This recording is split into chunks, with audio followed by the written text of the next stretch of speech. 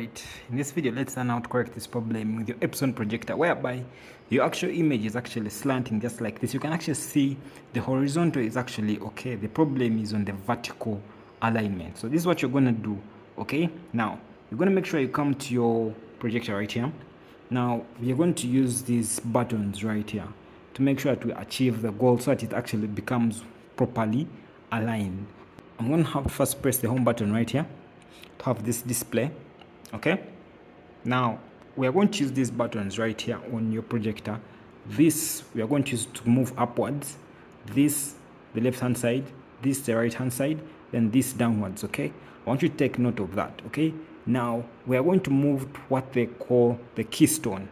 Okay, the keystone. So we're going to use this button to move to the right hand side. Okay, so we're going to move to the keystone. When you reach keystone, use this button to press enter. Okay, this is the enter button right here. So you press that to go to the keystone option right here. Now you can actually see the keystone is having the H/V keystone. Okay, now we are going to use this button right here to press enter, so we have more. So you press that button. Now you go to this side.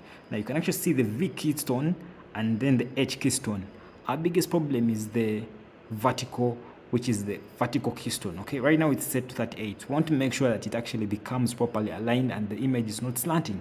So using these buttons, these ones, this and this is for reducing, then this is for increasing.